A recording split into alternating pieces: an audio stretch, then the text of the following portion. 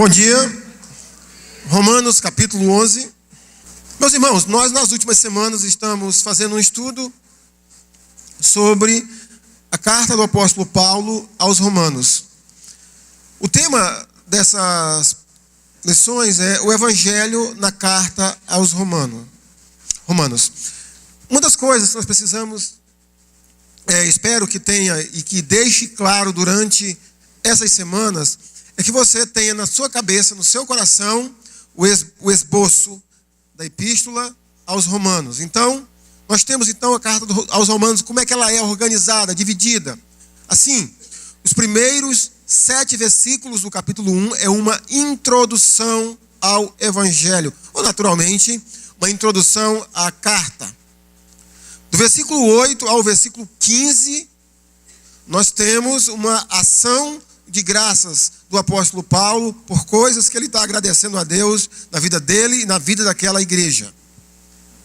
No capítulo 1, versículo 16, parte B e 17, nós temos o tema da epístola. Lembra aí do tema? Pois não me envergonho, porque o evangelho é para a salvação de todo aquele que nele crê, primeiro do judeu e depois do grego. Então o tema da epístola é o evangelho de Jesus Cristo, ou o poder do evangelho.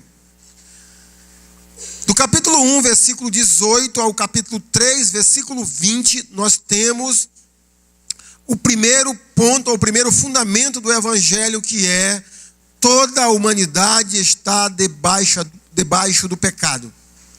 Todos esses versículos, do capítulo 1, versículo 18, ao capítulo 3, versículo 20, nós temos o apóstolo Paulo explicando por que todo ser humano é pecador. Judeu é pecador, gentil é pecador, quem tem uma lei escrita peca, quem não tem peca do mesmo jeito. Todos, inclusive, tem essa frase bem contundente no versículo 23 de Romanos, do capítulo 3, pois todos e da glória de Deus. Do capítulo 3, versículo 21, ao capítulo 5, versículo 21, nós temos o segundo fundamento do evangelho, a justificação. Paulo não muda de assunto nenhuma vez, ele muda no sentido de exemplos, analogias que se faz, mas todos esses 2 capítulos, basicamente, 3:21 a 5:21, Paulo explica como o homem é aceito diante de Deus. Como é que o ser humano pode ser aceito por Deus? A justificação por meio da fé. Só para exemplificar, nós temos frases como Romanos 5:1. Justificado, pois, mediante a fé, temos paz com Deus, mediante ou por meio de Jesus Cristo. O terceiro fundamento do evangelho, nós temos do capítulo 6, versículo 1, ao capítulo 8, versículo 39, que é a santificação. Porque é natural, quando a gente está explicando o evangelho para uma pessoa, e a gente fala que a justificação, a maneira pela qual Deus aceita um ser humano é somente por meio da fé, é natural que a pessoa diga assim: mas tá, eu aceito Jesus, mas eu vou continuar ainda pecando. Como é que fica?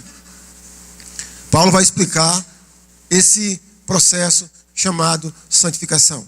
Nesses 3 capítulos, Paulo fala de santificação, nunca é demais a gente repetir: passado, presente e futuro. O que é a santificação passada? Em Cristo nós estamos perfeitos, santos. Presente, nós podemos fazer morrer a nossa velha natureza. Futura, ou futuro, nós estamos já glorificados em Cristo. O capítulo 8, versículo 29 e 30 tem aqueles versículos-chave. Aqueles a quem Deus de antemão conheceu, ele também predestinou para ser conforme a imagem de Jesus. Aquele que ele predestinou, ele também chamou. A quem ele chamou, ele também justificou. E a quem ele justificou, ele também glorificou. Então, nesses 2 capítulos, 3, 6, 7 e 8, nós temos o apóstolo Paulo explicando o terceiro fundamento do evangelho, que é a santificação. Chegamos na lição passada nos capítulos 9, 10 e 11 de Romanos, que é o problema da incredulidade dos judeus. Nós começamos então no capítulo 9, explicando 9, 10 e 11 de uma maneira mais macro. Por que os judeus não creram? Por que eles não creem? E aí nós temos passagens bem complexas de entendermos, algumas coisas sobre soberania de Deus, como a escolha soberana de Deus, a eleição dele, que é algo que nós precisamos olhar, que é o que a Bíblia diz. Só um pouquinho, gente. Heber, acho que o retorno meu, dá uma baixadinha, por favor. Como é que está o som para vocês, tá bom? Tá bom? Então, mas o ponto é, o tema da epístola aos Romanos é o Evangelho. E nós temos agora 3 capítulos falando sobre o problema da incredulidade dos judeus. Como nós encaixamos esses 3 capítulos dentro desse tema?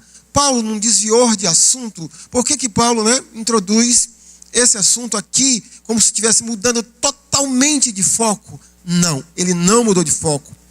Por 2 motivos. Primeiro, observe que quando Paulo pontua o tema da epístola, sabemos, não me envergonhe do Evangelho, porque o Evangelho é o poder de Deus para a salvação de todo aquele que nele crê. Primeiro de quem?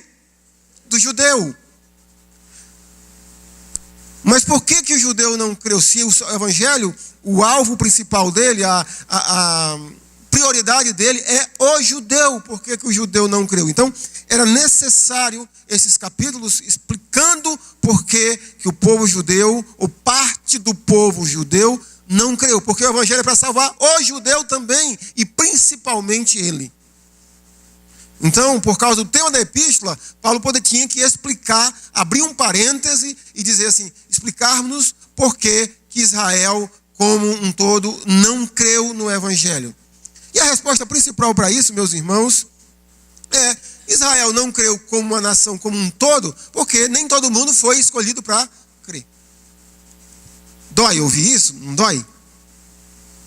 Nem todo mundo.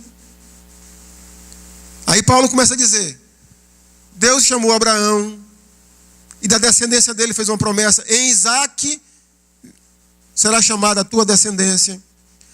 Não é em Ismael, não é em Midian, não é nos outros filhos de Abraão da carne, apenas em Isaque. Então, da mesma forma que nem todo descendente de Abraão é herdeiro da promessa, Paulo está dizendo, nem todo israelita também é filho no sentido da fé de Abraão. Aí ele mostra mais um exemplo. Isaque teve 2 filhos. Me ajudem aí, que agora deu branco. Esaú e Jacó. Mas os 2 fazem parte da promessa? Não, é só Jacó. Então Paulo está nos dizendo que nem todo judeu é, de fato, judeu. No sentido de crer como Abraão creu. O segundo motivo pelo qual Paulo precisava nos falar sobre esse problema da incredulidade dos judeus é o que foi dito em Romanos 8, versículo 28 a 39. Nós temos nesses versículos citados a esperança ou a certeza da esperança de cada cristão. Paulo abre o capítulo 8 dizendo assim, agora pois já nenhuma condenação há para quem está em Cristo. Eu expliquei na lição, acho que passada, atrasada, que quando o apóstolo Paulo diz está em Cristo, é a mesma coisa que ele dizer quem está unido com Cristo. Inclusive tem versões que dizem isso. Nenhuma condenação há para quem está unido com Jesus Cristo. Capítulo 8, verso 39, o último verso, Paulo diz assim, nada poderá nos separar do amor de Cristo. Mas do versículo 28 do capítulo 8 ao 39, Paulo vai nos dizer a certeza da nossa esperança. E ele diz que não há morte, não há vida, não há anjos, não há principados, não há nada no universo que possa nos separar do amor de Deus.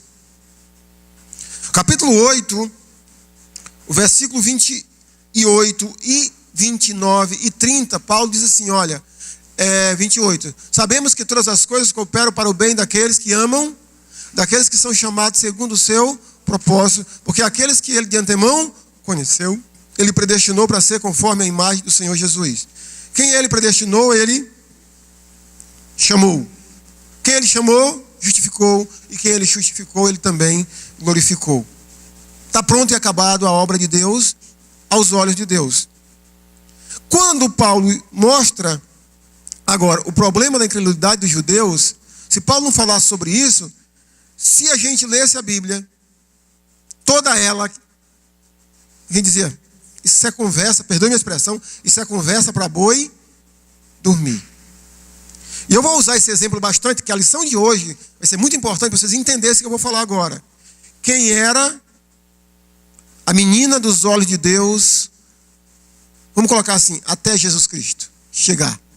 Quem era? Israel. Nós temos texto no Antigo Testamento, Deus dizendo, com amor eterno eu te amei, com benignidade te atraí. Eu nunca vou te deixar, Israel. A gente ouve frases de Deus falando para Israel, e aí de repente, Israel não é mais a menina dos olhos de Deus. Agora é os gentios. E a gente, mas vem cá, o que aconteceu que Deus abandonou Israel? Eu pergunto para vocês, Deus abandonou, vocês viram o que nós falamos na aula passada, Deus abandonou Israel?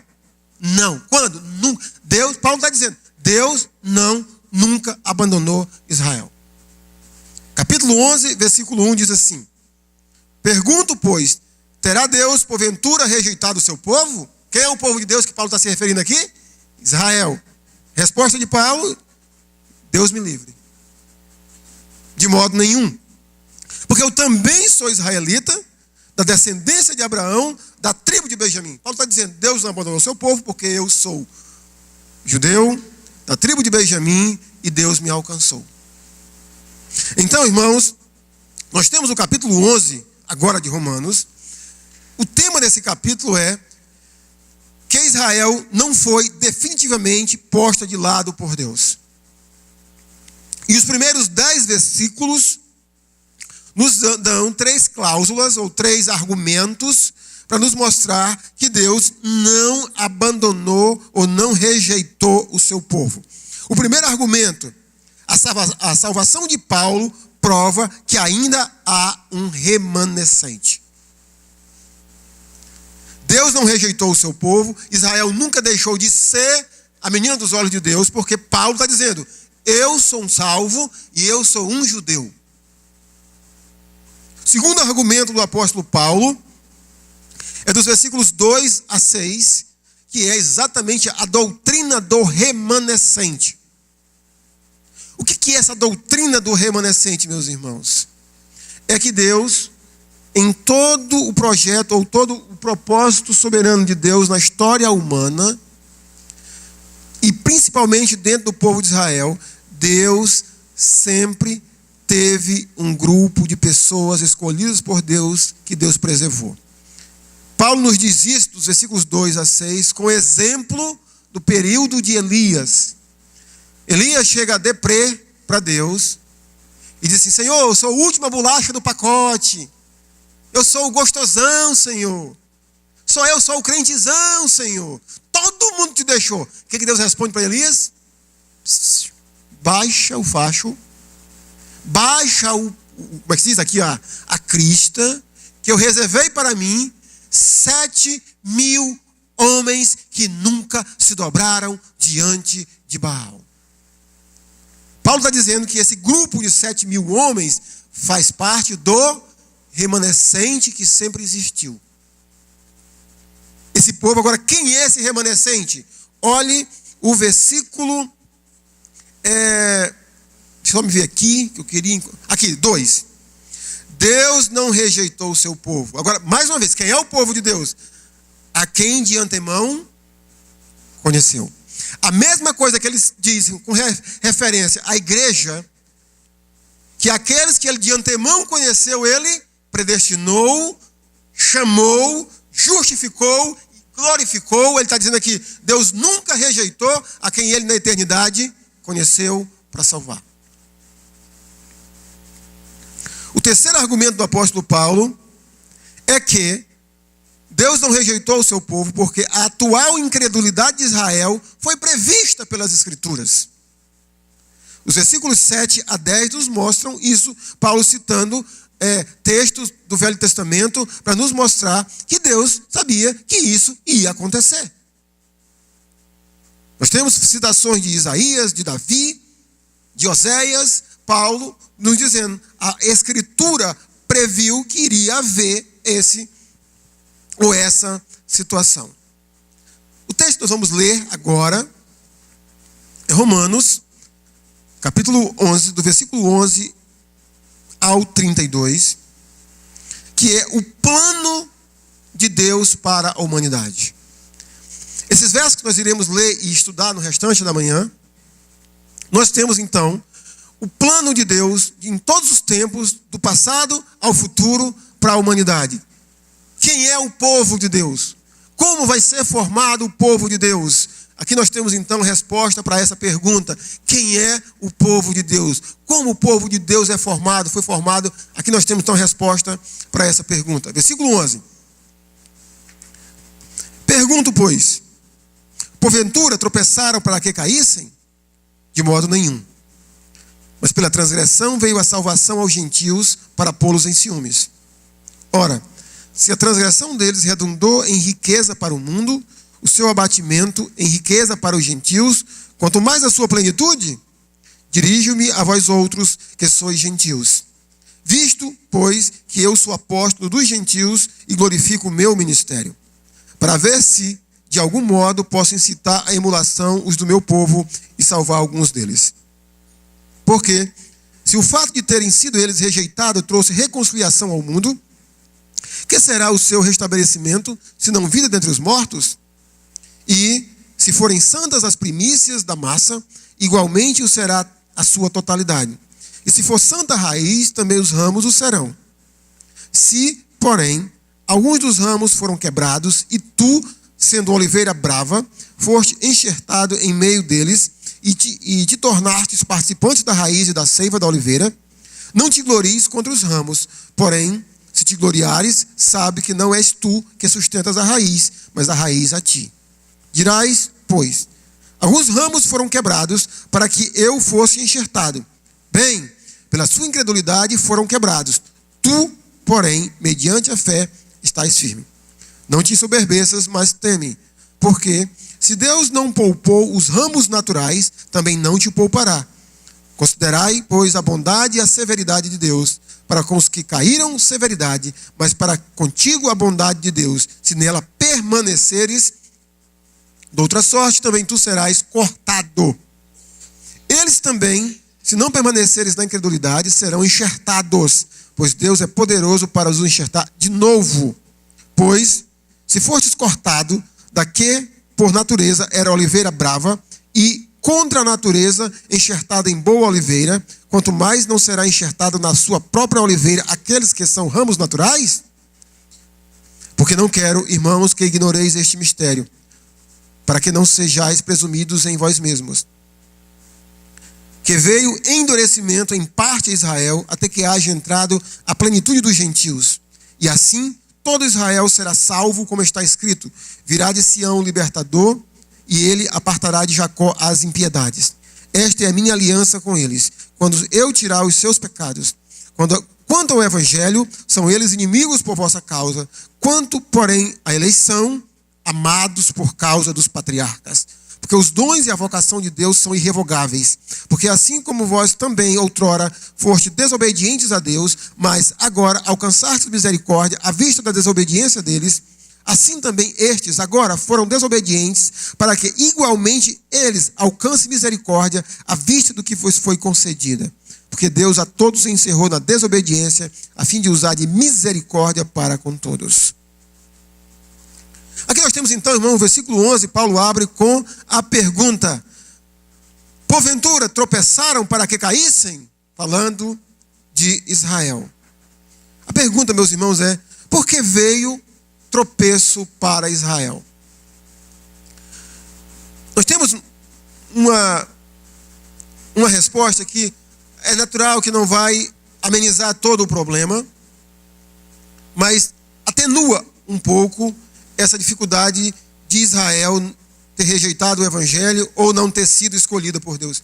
É uma coisa que para mim é muito difícil, essas duas verdades. Preste bem atenção. Segundo Paulo, no capítulo 9, ele nos diz: nem todo Israel creu porque não foi escolhido por Deus. Mas no capítulo 10 e nesse capítulo 11 ele diz: Israel não foi escolhida porque não creu. Por causa da sua incredulidade. Aí não me pergunte se Tostines vende mais porque é fresquinho ou se é fresquinho porque vende mais, tá? Não sei. As duas coisas são colocadas na Bíblia como verdades. Israel, nem todo mundo foi escolhido, mas aqueles que não foram salvos, segundo Paulo, é por causa de quem?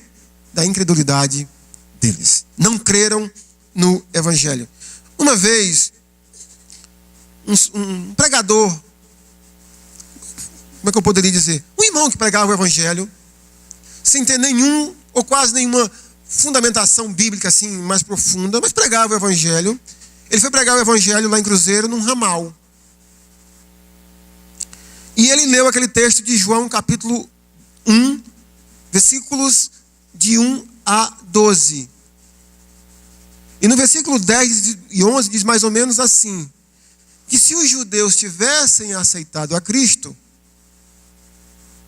ele não teria sido colocado ou apresentado para os gentios. E aí quando terminou aquele irmão de pregar, uma pessoa foi perguntar para ele: e se os judeus tivessem crido, como é que tinha ficado a gente? Esse capítulo, ou esses capítulos aqui que nós acabamos de ler, Paulo está dizendo exatamente isso. Pela rejeição dos judeus a Jesus Cristo, Jesus Cristo foi apresentado, oferecido a outros povos, no caso, os gentios. Mas lembra que tudo isso já tinha sido previsto quando Deus faz uma aliança com Abraão, quando ele diz: em ti serão abençoadas todas as famílias da terra. Deus já havia dito isso, embora que no presente a rejeição de Cristo pelos judeus fez com que Cristo fosse apresentado a nós, gentios. Paulo fala isso: eu sou apóstolo dos gentios e glorifico naturalmente o meu ministério. Mas voltando à pergunta, por que então Israel tropeçou? Segundo o apóstolo Paulo, meus irmãos, um dos motivos, ou o principal motivo do tropeço de Israel e de benefício para a humanidade foi que por meio do tropeço de Israel veio salvação aos gentios. Observe, por exemplo, versículo 11. Quando Paulo diz de modo nenhum, ele diz assim: mas pela transgressão veio a salvação aos gentios. Versículo 12. Ora, se a transgressão deles redundou em riqueza para o mundo, e o seu abatimento em riqueza para os gentios, quanto mais a sua plenitude, ou seja, quanto mais se eles tivessem crido. Mas essas palavras do versículo 12, riqueza para o mundo e riqueza para os gentios, são palavras correlatas, frases correlatas que estão nos dizendo que por causa disso veio salvação para a gente. Versículo 15. Porque se o fato de terem sido eles rejeitados trouxe reconciliação ao mundo, é uma outra frase correlata para a salvação. Versículo 30. Porque assim como vós também outrora fostes desobedientes a Deus, mas agora alcançastes misericórdia à vista da desobediência deles. Então Deus alcançou, a misericórdia de Deus veio para nós por causa da desobediência deles. E versículo 32, quando Paulo diz que Deus encerrou todos na desobediência para que a misericórdia de Deus pudesse alcançar todos. E quero que o todo se refere a judeus e gentios. O segundo ponto aqui interessante sobre o plano de Deus, irmãos, para a humanidade é a segurança da salvação. Você tem certeza que você está seguro em Cristo? Diga amém. Beleza? Também tenho. Como você explicaria para um irmão pentecostal que chegasse para você dizendo isso aqui, ó. Versículo, a partir do versículo, só ver aqui, 17. Se, porém, alguns dos ramos foram o quê, irmãos? Quebrados, e tu sendo oliveira brava, fortes enxertado em meio deles, e te tornaste participante da raiz e da seiva e da oliveira, não te glories contra os ramos, porém, se te gloriares, sabe que não és tu que sustentas a raiz, mas a raiz a ti. Dirás, pois, alguns ramos foram o quê? Quebrados, para que eu fosse enxertado. Bem, pela incredulidade foram quebrados. Tu, porém, mediante a fé, estás firmes. Mas tem uma observação, não te ensoberbeça. Porque se Deus não poupou os ramos naturais, não te poupará. Agora vamos ler o versículo 23. Não, versículo 22 também. Considerai, pois, a bondade e a severidade de Deus. Para com os que caíram, severidade. Mas para contigo, a bondade de Deus. Se nela permaneceres, de outra sorte, também tu serás o quê? Serás o quê? Cortado? Está aí na sua Bíblia também cortado? Versículo 24. Pois se fostes cortados, 23, né? Eles também, se não permaneceres na incredulidade, serão enxertados. Pois Deus é poderoso para os enxertar de novo. Pois, se fostes cortado daqui, por natureza era oliveira brava, e contra a natureza enxertada em boa oliveira, quanto mais não serão enxertados na sua própria oliveira aqueles que são ramos naturais? A doutrina pentecostal mais ou menos é assim. Alguém aceitou a Cristo? Está salvo, certo? Essa pessoa pecou. O que aconteceu com essa pessoa? Perdeu a salvação. Mas aí ela se arrependeu, começou a andar na linha direitinho, tá o quê? Salvo. Deu uma vacilada, tá o quê? Perdido. Não é mais ou menos isso não que o texto está dizendo? É ou não é? É ou não é? Foi quebrado, tu foi enxertado, mas depois tu pode ser quebrado e eles também podem ser de novo enxertados. Como é que você explicaria isso?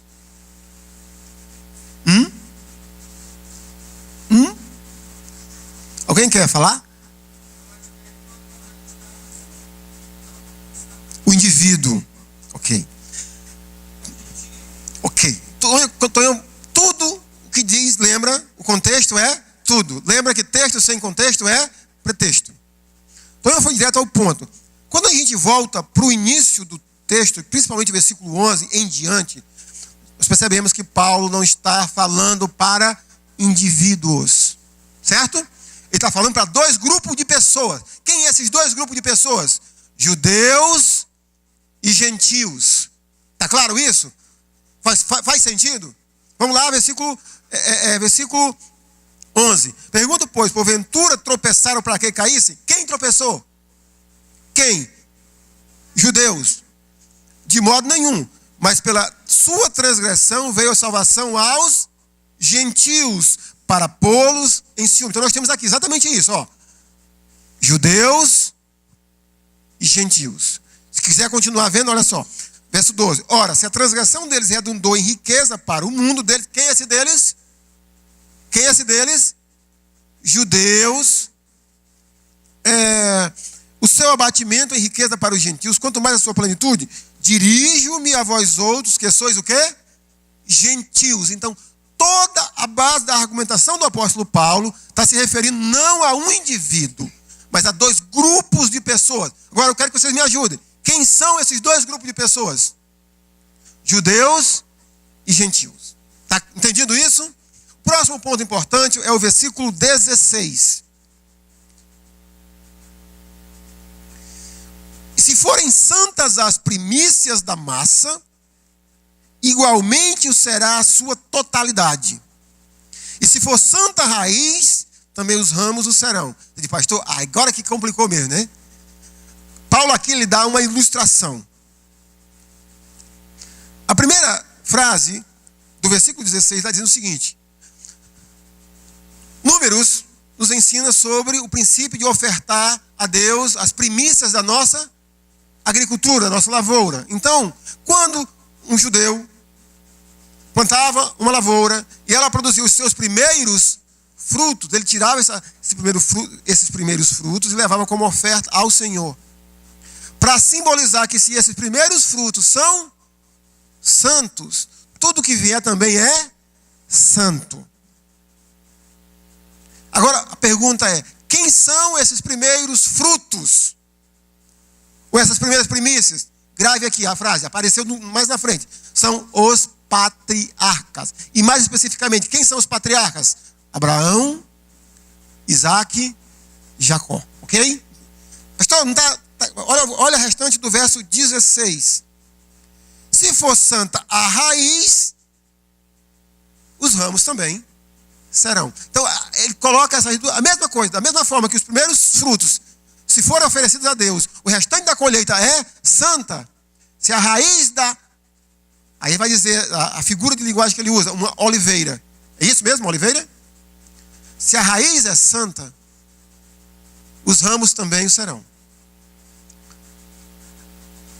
A analogia é a mesma. Quem são ou quem é a raiz da oliveira? Quem é? Abraão, Isaac e Jacó, a quem Deus fez a sua promessa. Quem são os ramos da oliveira? Os judeus, a nação como um todo. Então o que Paulo está dizendo? Que desses ramos da oliveira cultivada, porque aí Paulo coloca duas oliveiras. Quem são? Paulo coloca uma oliveira brava e uma outra oliveira que é a original, que é a cultivada. Ficou claro para vocês isso aí? Olha só, versículo 17. Se, porém, algum dos ramos foram quebrados, e tu sendo oliveira brava. Quem é esse tu? Que é a oliveira brava? Quem é? Os gentios? Quem é a oliveira original? Judeus. Então, o que é que aconteceu? Com a rejeição, com a incredulidade dos judeus em relação a Jesus Cristo, o que aconteceu? Deus quebrou alguns ramos da oliveira cultivada e enxertou na oliveira natural a oliveira brava, que são os gentios, ou se quiser chamar, embora que a igreja não é composta só de gentios, mas a igreja. Deu para entender, gente? Deu para entender? Então é isso que Paulo está dizendo. E a oliveira natural. Então quem é a oliveira natural? A raiz que está, né, saudável, Abraão, Isaac e Jacó. Se não quiser decorar tudo isso, só lembra. É os patriarcas. Paulo diz isso no texto. Aí Paulo diz assim para os gentios. Vocês estão se gloriando aí que vocês agora são o biscoito, o último biscoito do pacote? Baixa a bola. Porque vocês só estão aí porque a raiz é saudável. Quem é a raiz? Os patriarcas, Abraão, Isaac e Jacó, a quem Deus fez a promessa dizendo: em ti serão abençoadas todas as famílias da terra. Então, meus irmãos, tendo dito tudo isso, não é um texto, claro, que a Escritura não vai ensinar que a gente em Cristo está inseguro. O que Paulo está dizendo aqui é o seguinte: que o povo de Deus é composto por uma figura de linguagem chamada uma oliveira cultivada. E essa oliveira cultivada, ela é composta da seguinte maneira: nós temos as raízes dela, que são os patriarcas. E temos boa parte dos ramos dessa oliveira, nós temos o povo judeu, ou seja, a posteridade de Abraão, Isaac e Jacó. Dentro dessa figura de linguagem dessa oliveira, nós temos alguns ramos sendo quebrados dela e sendo enxertada uma oliveira brava, que são os gentios, aqueles que foram crendo em Jesus Cristo, que estão crendo em Jesus Cristo, estão sendo enxertados. No fim das contas, o povo de Deus vai ser essa oliveira, composta por judeus e gentios. Deu para entender? Tá claro? Tá? Então é isso, irmãos, que Paulo está dizendo. Mas agora eu quero entrar na revelação do mistério de Deus, como será feito ou executado esse plano. Versículo 25, Paulo diz assim: porque não quero, irmãos, que ignoreis este mistério. Qual é o mistério que o apóstolo Paulo quer que a gente não o ignore? Há um mistério. E o que é basicamente um mistério, quando principalmente Paulo cita no Novo Testamento? É algo que estava oculto às gerações passadas, inclusive aos profetas, e que nesse momento está sendo, ou no caso, foi revelado aos apóstolos que estão falando sobre aquele assunto. Então Paulo diz assim: meus irmãos, eu não quero que vocês ignorem esse mistério. Que mistério é esse? Para que não sejais presumidos em vós mesmos, que veio endurecimento em parte a Israel, até que haja entrado a plenitude dos gentios. Então, esse endurecimento parcial em parte do povo judeu, ele vai continuar acontecendo até um momento. Qual é o momento? Segundo Paulo, até chegarmos à plenitude dos gentios. Até chegarmos nesse momento do tempo que a Bíblia chama de plenitude dos gentios. Mas mais uma vez, o que é a plenitude dos gentios? Só para mim não esquecer, quando Paulo diz assim, no versículo 25, que veio endurecimento em parte a Israel, tem essa frase, esse endurecimento em parte, a mesma figura de linguagem que Paulo usou dos ramos naturais sendo quebrados. E nessa figura de linguagem que Paulo disse que alguns ramos naturais foram quebrados e foram enxertados, o da oliveira brava, Paulo diz também que cuidado, não te ensoberbeça, porque tu que é oliveira brava, que foi enxertado na oliveira original, cultivada, tu também pode ser quebrado, cortado e enxertado de novo os ramos naturais. E Paulo diz assim: ora, se tu sendo oliveira brava, adaptou-se, digamos assim, na oliveira natural, quanto mais os ramos que são naturais. Então, Paulo já abriu para nós aqui o leque de nos dizendo que vai chegar um momento que Deus vai enxertar de novo os ramos naturais nessa oliveira. Para que os irmãos não esqueçam, Jesus Cristo usou essa figura de linguagem não da oliveira, mas com uma outra, como é que eu diria, uma outra árvore frutífera de Israel, muito comum para os judeus, além da oliveira, que é a videira. Capítulo 15 de João, Jesus diz assim: eu sou a videira verdadeira e meu pai é o agricultor. Todo ramo que está... Aí vem todo aquele texto. Então Paulo usa aqui, apenas ele troca, ele não usa videira, ele usa a oliveira. Ele troca. Mas então, irmãos, que mistério é esse? Primeiro, o que é a plenitude dos gentios? A gente precisa ter cuidado e não confundir plenitude dos gentios com o tempo dos gentios. Tá? O que é o tempo dos gentios? É o período na história passada e ainda futura que os gentios é que estão andando no mundo. Na Bíblia isso fica claro quando o rei da Babilônia, Nabucodonosor, no ano mais ou menos 608, 610 a.C., invade Jerusalém, derruba Jerusalém. Ali começou a contar no cronômetro de Deus o tempo dos gentios até a vinda de Cristo para reinar. A Bíblia chama esse período de tempo chamado o tempo dos gentios. Mas aqui Paulo não usa o termo o tempo dos gentios, mas sim a plenitude dos gentios. A plenitude dos gentios, meus irmãos, é Deus ter salvado, encontrado, procurado e achado e salvado todos os seus escolhidos de dentre os gentios por toda a eternidade. Deu para entender? Ou seja, quando Paulo diz assim, até chegar à plenitude dos gentios, Paulo está dizendo assim, até chegar o momento que Deus vai ter cumprido o seu propósito soberano de trabalhar com essas pessoas. Até esse momento, terá uma incredulidade parcial, um endurecimento parcial para Israel. Mas depois desse momento, olha o que Paulo diz. Verso 26, e assim todo o Israel será salvo. Agora, não só uma parte de Israel, esse grupo chamado de remanescente, mas assim, vai chegar um momento na história da humanidade que todo o Israel será salvo.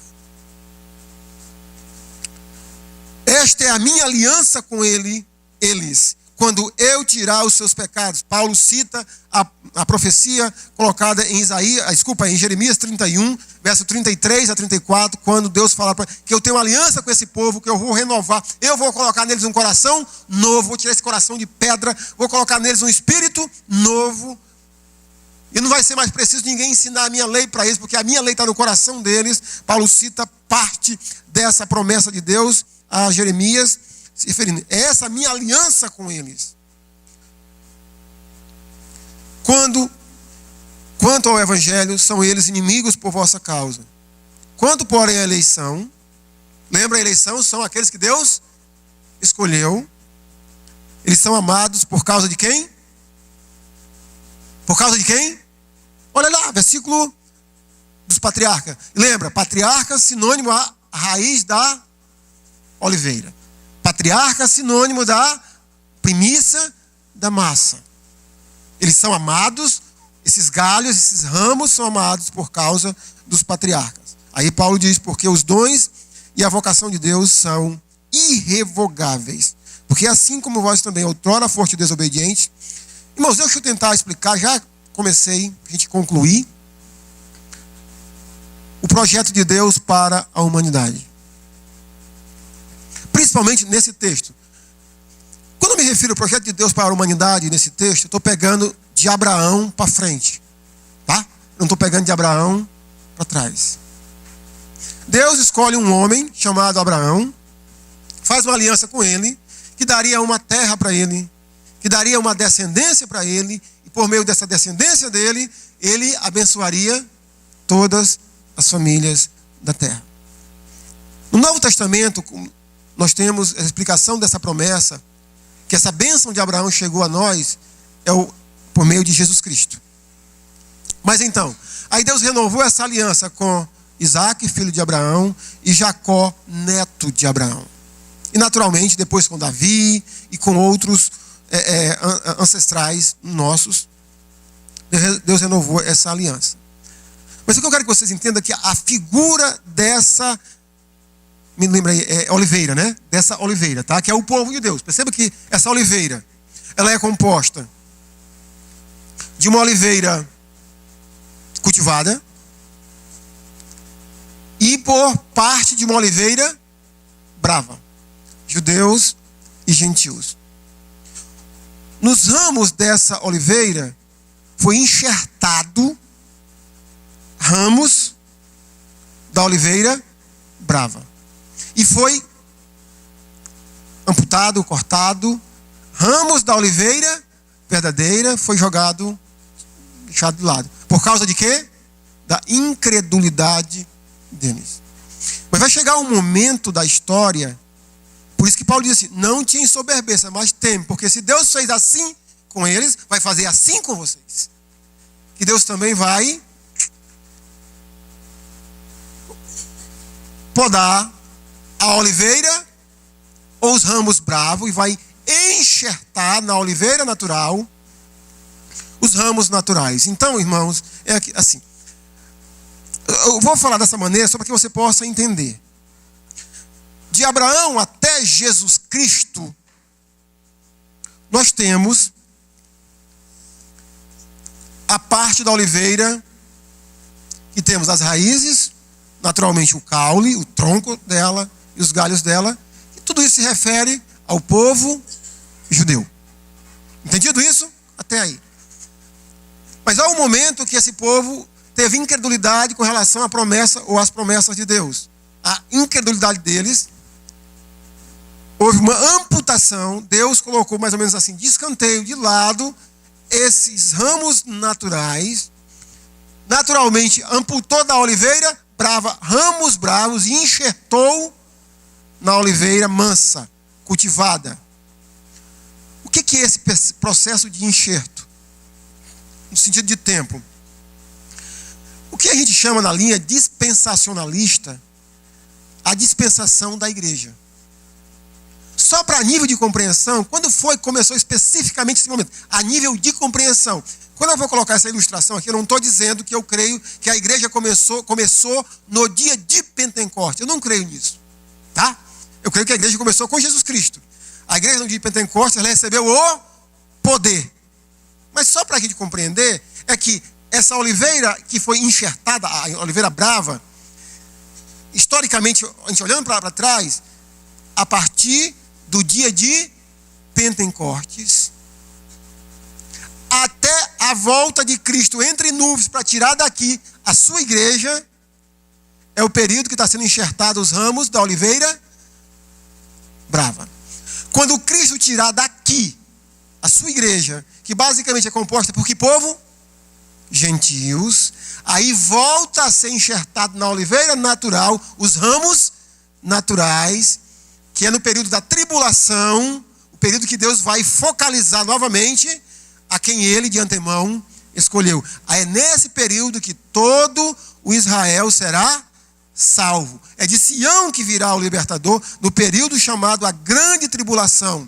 Texto como, não tenho tempo de ler, Apocalipse capítulo 7 nos mostra Deus trabalhando e João vendo no céu milhões e milhões de pessoas tendo sido alcançadas de todas as nações. Agora, só um detalhe importante. Eu não estou dizendo a você que o único povo que foi salvo até Jesus Cristo foi o povo judeu. Nós temos inúmeros exemplos disso que não é verdade. Eu quero que vocês observem que o foco de Deus em trabalhar era com Israel até Jesus Cristo. Entendido isso?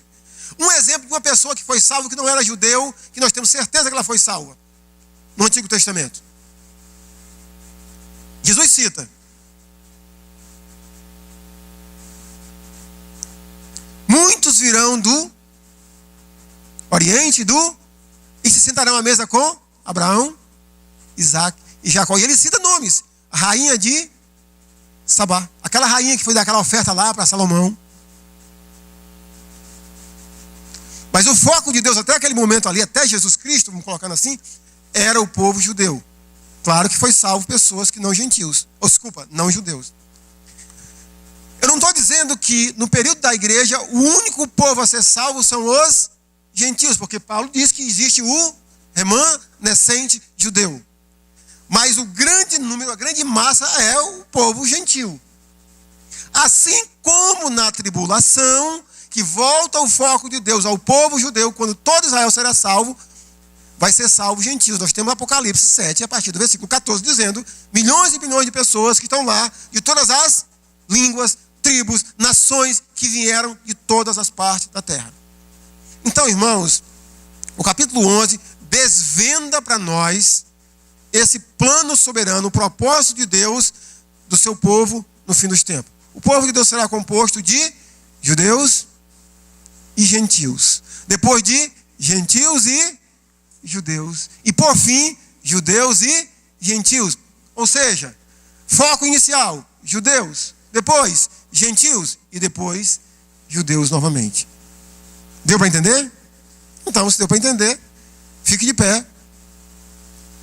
Para a gente poder concluir lendo, quando Paulo diz: por isso que Deus encerrou todos na desobediência, para alcançar a sua misericórdia, alcançar a todos. E quando a gente vê isso, irmãos, só nos resta dizer o que Paulo disse: ó profundidade da riqueza, tanto da sabedoria, como do conhecimento de Deus. Quão insondáveis são os seus juízos e quão inescrutáveis os seus caminhos. Quem, pois, conheceu a mente do Senhor? Ou quem foi o seu conselheiro? Ou quem primeiro deu a ele para que lhe venha a ser restituído? Porque dele, e por meio dele, e para ele são todas as coisas. A ele, pois, a glória eternamente. Amém?